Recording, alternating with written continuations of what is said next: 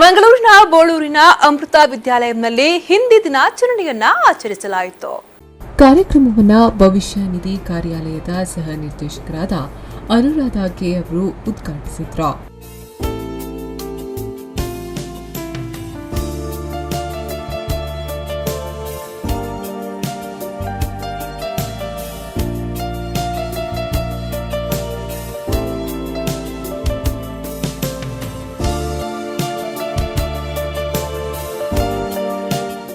ನಂತರ ಮಾತನಾಡಿದ ಅವರು, ಹಿಂದಿ ಭಾಷೆಯು ರಾಷ್ಟ್ರೀಯ ಭಾಷೆಯಾಗಿದ್ದು ಇದನ್ನು ಹೆಚ್ಚಾಗಿ ಬಳಸಬೇಕು. ವಿದ್ಯಾರ್ಥಿಗಳಿಗೆ ಹಿಂದಿ ಭಾಷೆಯಲ್ಲಿ ಚರ್ಚೆಗಳಂತಹ ಕಾರ್ಯಕ್ರಮವನ್ನು ಆಯೋಜಿಸಿ ಹಿಂದಿ ಭಾಷೆಗೆ ಪ್ರೋತ್ಸಾಹ ನೀಡುವ ಕೆಲಸವಾಗಬೇಕು ಅಂತ ಹೇಳಿದರು. केंद्रीय सरकार के कार्यालय या उपक्रम या बैंक गए, अब वहाँ कन्नड़ से काम चलेगा? बिल्कुल नहीं.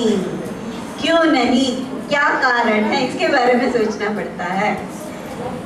सेंट्रल गवर्नमेंट यानी केंद्रीय सरकार कहाँ से होता है? यूनियन गवर्नमेंट कहाँ है? कोई बता सकते हैं? नहीं, दिल्ली. दिल्ली में कौन सी भाषा प्रचलित है अभी?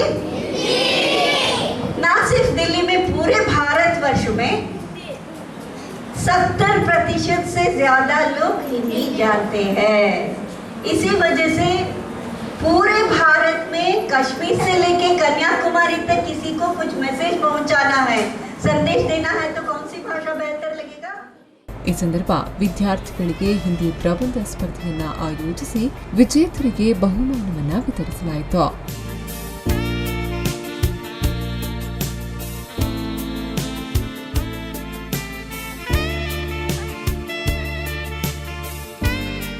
ಇನ್ನು ವಿದ್ಯಾರ್ಥಿಗಳಿಂದ ಹಿಂದಿ ಹಾಡುಗಾರಿಕೆ ಹಾಗೂ ಕವಿತಾ ವಾಚನ ನಡೆಯಿತು.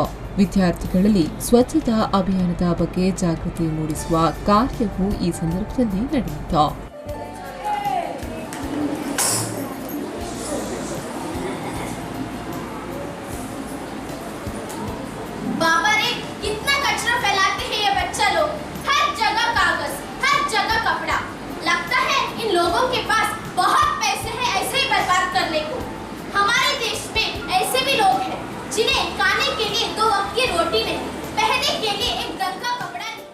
ಕಾರ್ಯಕ್ರಮದಲ್ಲಿ ಶಾಲೆಯ ಪ್ರಾಂಶುಪಾಲರಾದ ರಾಮಚಂದ್ರ ಭಟ್, ಶಾಲಾ ಸಂಯೋಜಕಿ ಶೋಭಾ ರಾಣಿ ಮತ್ತಿತರರು ಉಪಸ್ಥಿತರಿದ್ದರು.